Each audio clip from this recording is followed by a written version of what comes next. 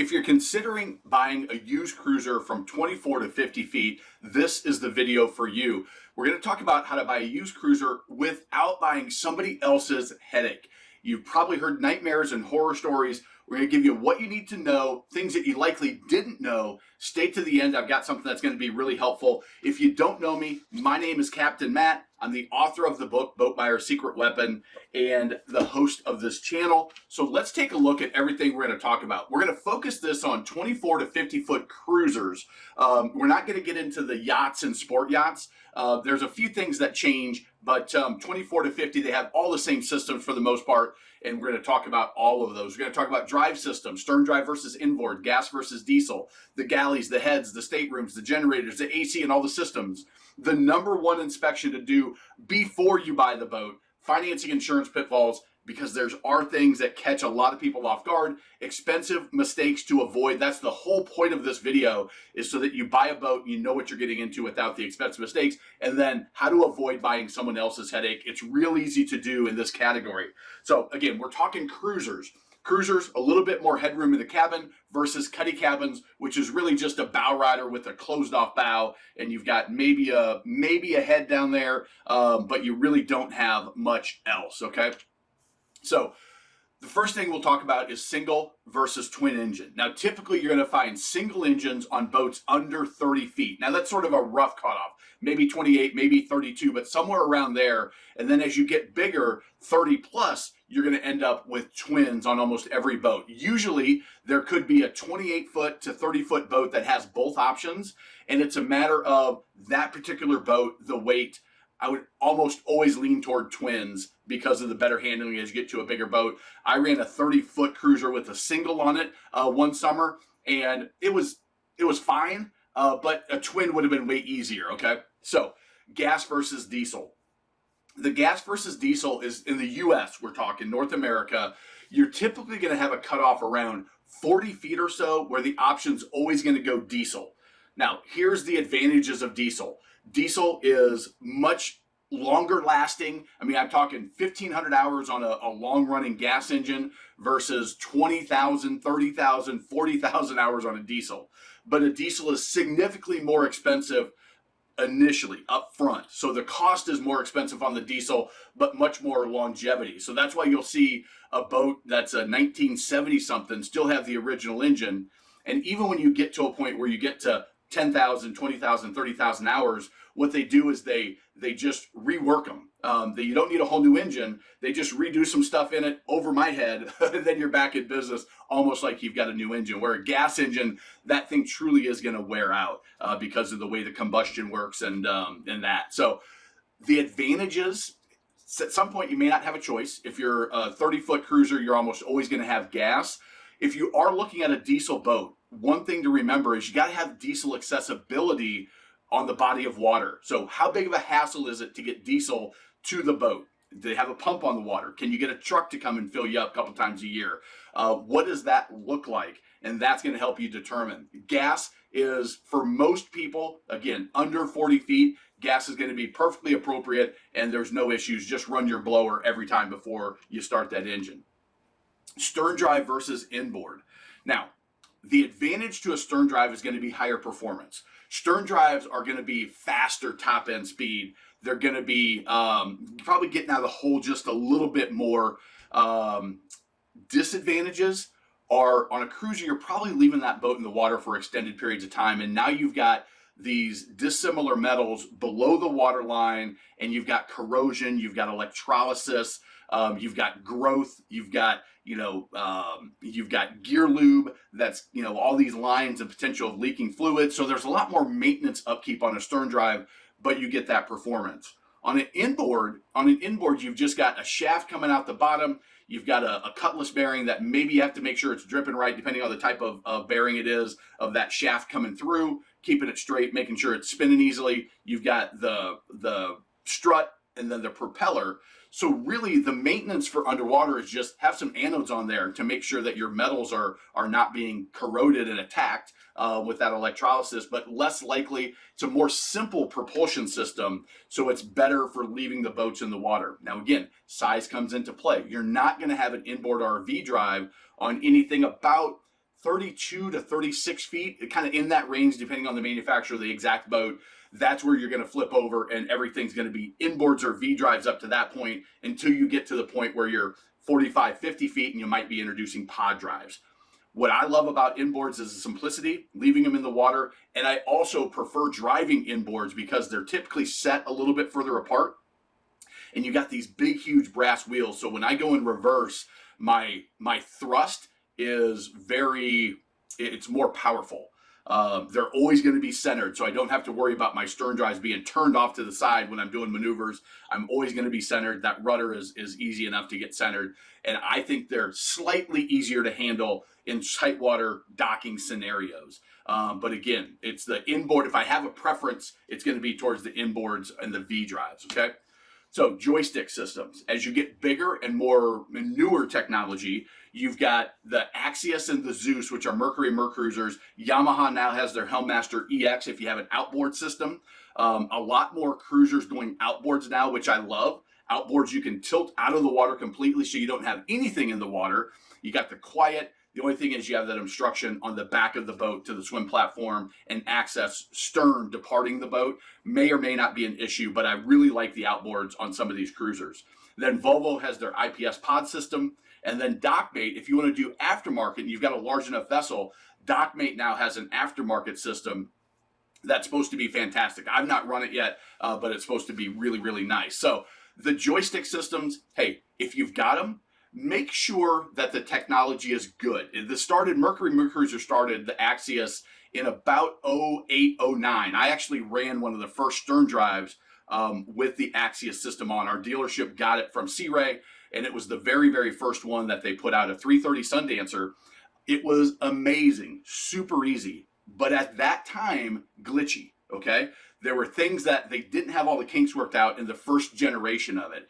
2011, 2012, it became more common. They worked all those kinks in the software. Things worked great. So just make sure that if you're in that 09, 2010 era, just make sure that the software is good, that you test everything, you ask them if they've had any upgrades to it, and you should be in good shape. Volvo IPS and Yamaha, those will all come newer, and as far as I know, there's no glitchiness to them in any of the models, but it makes docking a big boat.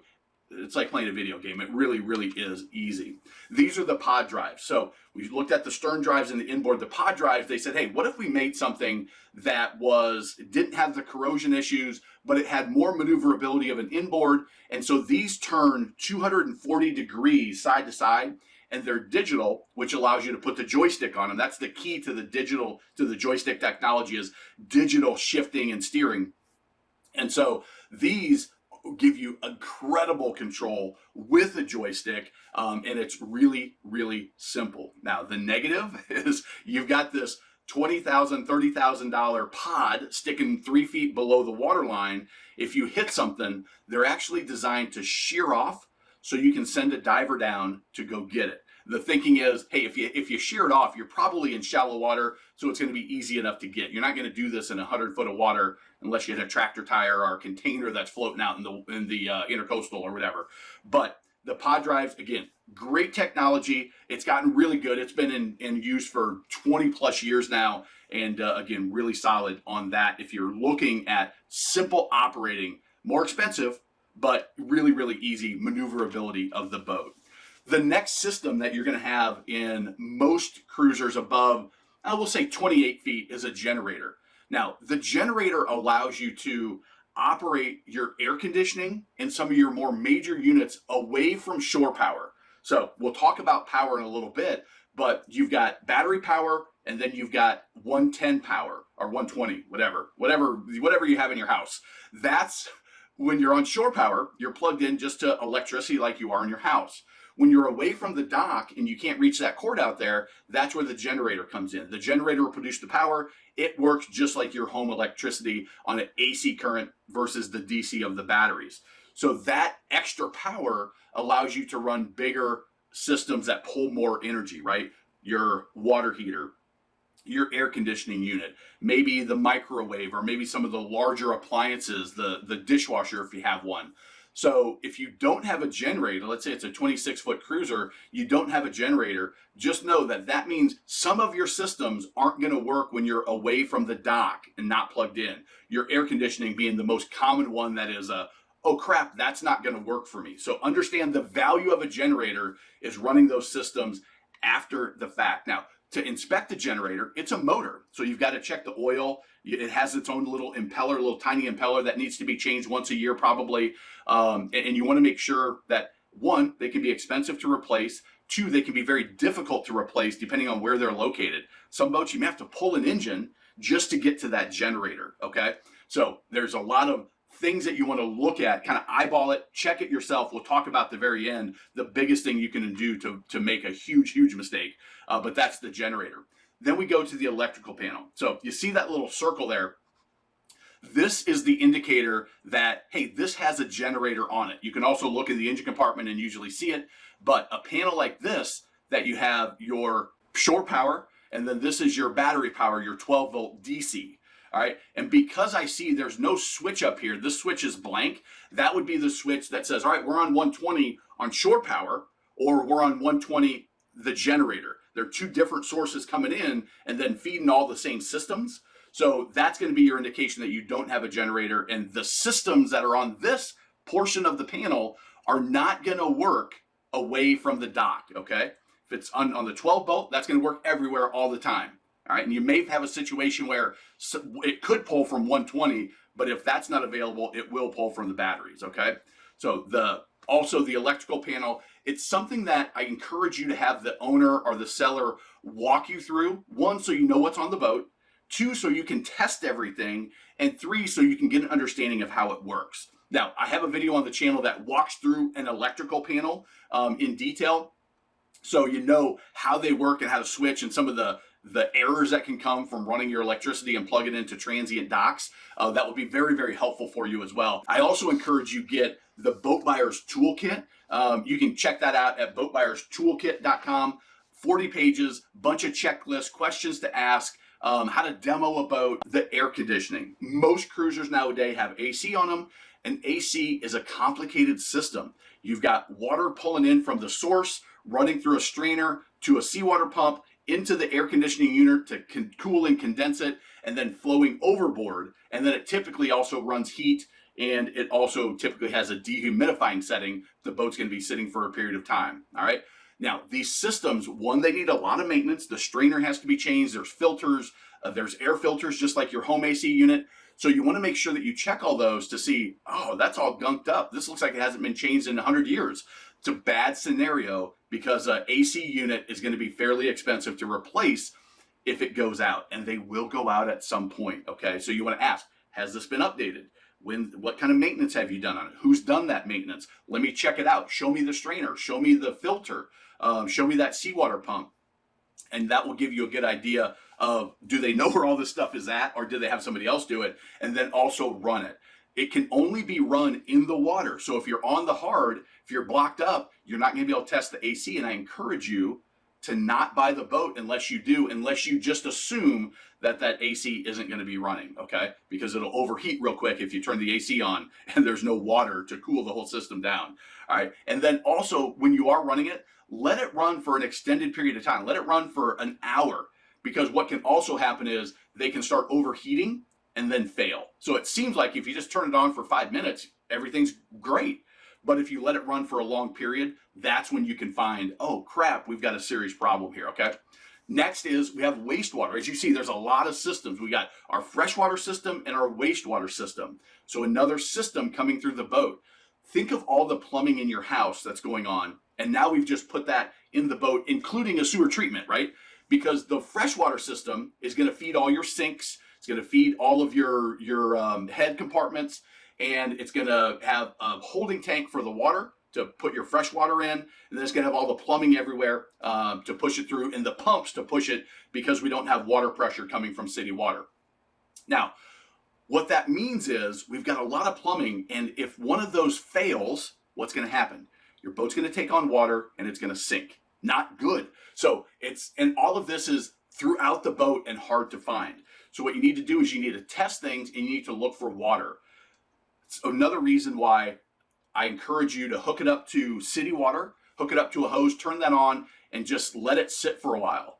Now, it's also why you never ever want to, when you own the boat, hook it up to city water with it on and leave the boat for any extended period, because that's just like if something does break, and that's typically when it breaks is when it's under that city water pressure. That's when boats have major issues. Okay, so check that. Make sure that there's not a bunch of algae in the system. If you can see that holding tank for the fresh water, inspect that to make sure it's been cleaned out. Check the filters. Turn on all of the faucets. What's the pressure look like? Flush the head compartment. What's that look like? Check the seacocks. They're going to have on-off valves in different parts of the boat. You can see the valves on the intake here, the valve on the waste pump. You can see the valve here on the flushing. There's valves all over, and this is just a diagram of a boat. It'll be similar in concept, but everything's going to be in different places. You need to know where they are so that you can manage your boat properly, and two, make sure that they're in working order. Now we move over to the wastewater. So you've got two wastewater systems. You have a gray water system, which is the sink water, the shower water. Then you have the black water, the wastewater, which is everything that comes through the head, the toilet water, basically, okay? So the gray water could just go overboard, and likely will on most boats, but the wastewater is going to go into a holding tank, okay? So with the holding tank, you've got to, again, make sure that there's no smells, make sure that all the valves are working properly. There's little duct valves in there that only let water flow one way, and then it closes up so it can't come back in. Those have to be replaced periodically. If you smell a nasty odor, that's probably because some of the wastewater plumbing needs to be replaced. If you feel it and it's sticky, that's a sign that it's deteriorating probably from the inside and needs to be replaced, okay? So that's something that you need to check. Run that system, flush everything out, find out where the pump out portion is, if that's the type of system you have. And then also, we didn't talk about the water heater, another system. Water heaters fail just like yours do in your home, and they're difficult to change out on a boat. They could be very difficult to get to. They can be somewhat expensive to put in, and challenging to find one that's going to fit in the location where yours is. So all of those systems need to be checked, because if anyone fails, especially the water system, don't overlook it that, oh, water comes out the sink just like my house. No, if there's a failure, you have wastewater floating around in your boat's sinking, or at minimum ruining all your stuff in places that it's really impossible to get to, kind of behind the drywall, so to speak, of your home, but behind the outside. And it can be very expensive to fix these things and really ruin a boat. All right, so now we move to the fun stuff. Let's look at the galley, the kitchen basically on the boat. Again, we talked about all the stuff behind the scenes in the systems. Now we're going to look at the fun part, which is what most people focus on. Oh, I love the layout. Oh, I like the counters. Oh, the cabinets are nice. But the reality is it's all that stuff behind the walls that's more important. So again, turn those sinks on, make sure you've got the storage, know what is the layout going to work for you, and try everything. Does the microwave work? Does it work on shore power? Does it work on the generator? What systems can I run together? Can the TV and the stereo and the water heater, and the microwave, and the refrigerator, can all of those be on at the same time on shore power? On the generator, is it going to blow a fuse? Very common for those systems to be set up to not allow everything to be run at one time. If it's an older boat and it doesn't have LED lights, those lights are pulling a lot of juice, and that could limit the systems you can run. So like hair dryers are really common of tripping fuses because they draw so much juice so quickly. All of those things you're gonna want to check. The head, you want to check, is it comfortable? Is it usable for how you're going to use the boat? If you're going to be on it just for a weekend, or if you're planning on staying on it for weeks at a time, or you're just day use, is it going to be functional for you? Most heads up until about, let's say 30 some feet, are what's called a wet head, which means the toilet, the sink, and the shower are all one unit, and everything's designed to get wet. That's your shower compartment. You shower off, everything gets wet, you wipe it all down, and now you use it as your bathroom later, and there's a drain in the bottom, okay?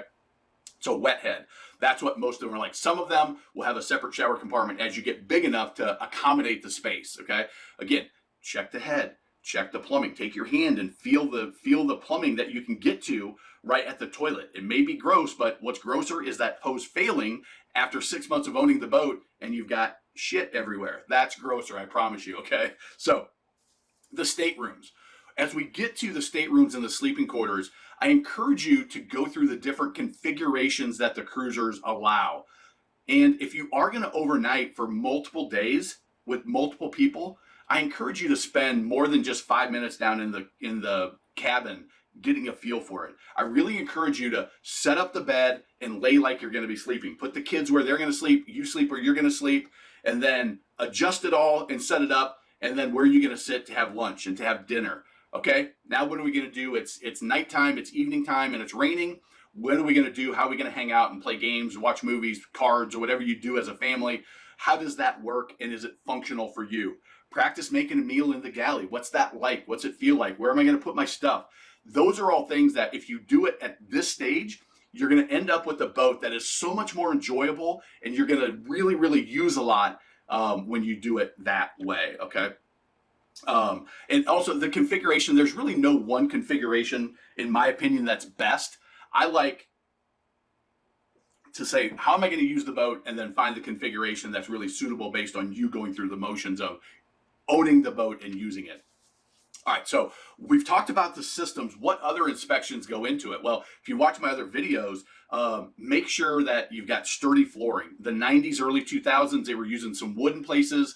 We could talk about, there's a lot of ways for water to get inside the boat. So, check to make sure that the water hasn't gotten in and rotted something out in an older boat. You also want to look for water on the headliners to see if maybe something is leaked up top. Fiberglass bottoms, you want to inspect. One, does it have bottom paint? Is it going to need bottom paint if you're leaving it in the water? Does it have growth on it? Has it been maintained? The electronics in the stereo system, again, how does it sound? What can be used where? Lights, gauges, switches. Turn everything on, turn everything off. And again, I encourage you to turn everything on all at the same time and see, can the system handle it at shore power? Can the system handle it on the generator, so you know what you got? And it's just because it blows a fuse doesn't mean, oh crap, this is a terrible boat. It means, am I going to be okay not using this system with that system? Because it's very unlikely everything's on all at once, but I want you to know, okay? The upholstery, canvas, and isinglass. Isinglass is the plastic enclosure that when the winter, fall, and winter time you put around, and it's like you have a cabin on the top side of the boat.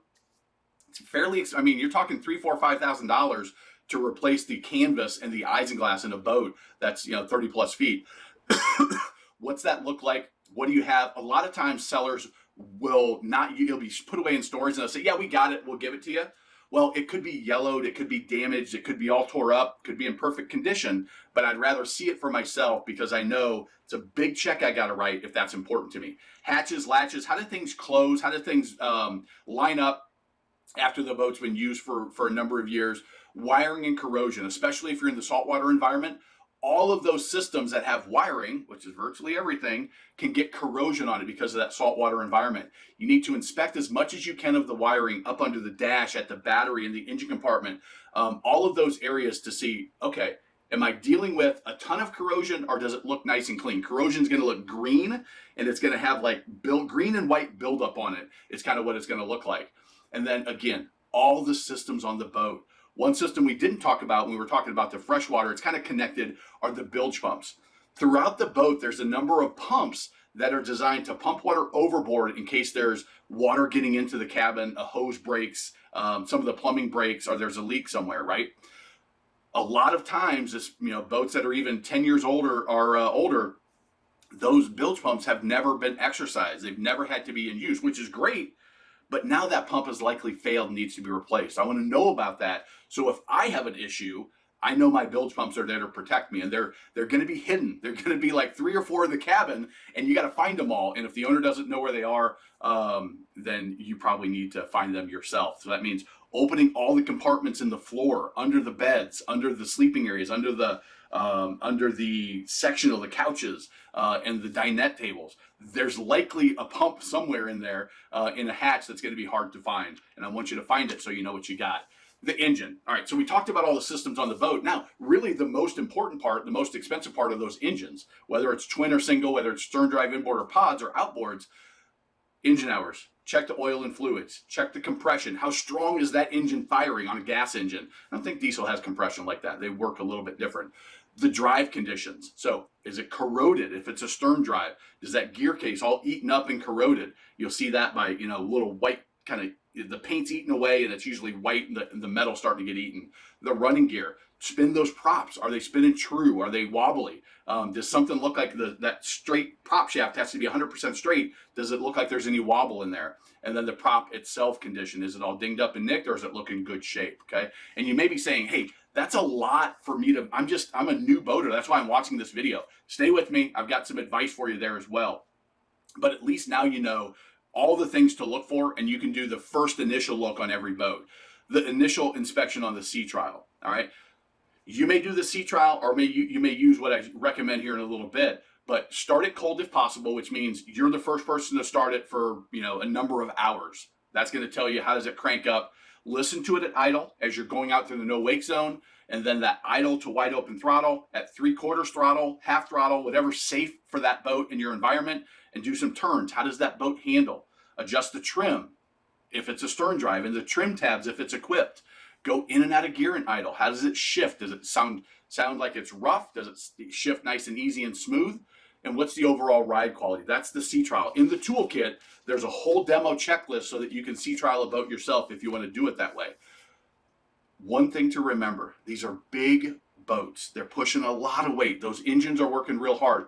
Some boats, typically the smaller ones, can be a little tippy because you got all this weight of that cabin and all the stuff in the boat, and it doesn't have a lot of space to disperse that weight, and they can be tippy. There's some 240 and 260 Sundancer models that were just known to be real tippy. You need to know that before you buy the boat, so you know, are you okay with it, and are you going to be able to compensate for it?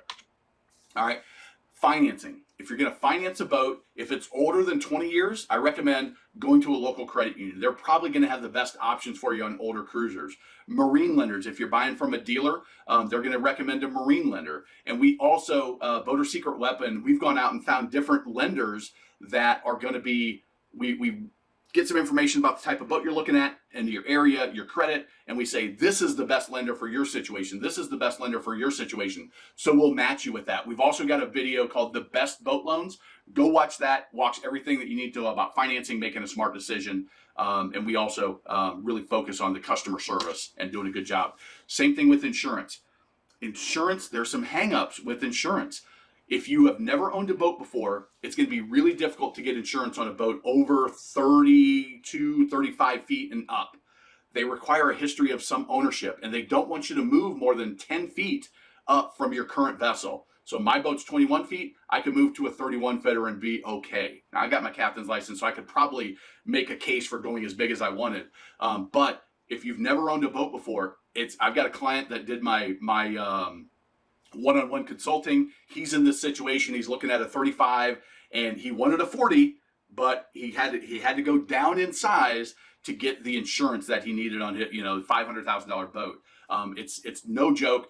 Or you can also hire a captain for a year, and then they can sign off on you. You got to run it a certain amount of time, and they got to sign off that, yes, this person's competent to operate this size of a vessel. Okay, it's no joke. You won't get insurance. This is not just a scare tactic. This is the real deal. And also, they don't like liveaboards. So if you are planning on spending time on your boat, and that's going to be a residence of sorts, full-time cruiser is an acceptable term. Hey, we're full-time cruising, which means we're going from port to port to port to port, and the boat's always being used. A lot less risk than a boat that sits in a marina for 3 years. The maintenance gets deferred. The pumps aren't being exercised. The engine's not running. Something bad happens. It sinks. That's a major, major issue for insurance companies. So they don't like liveaboards.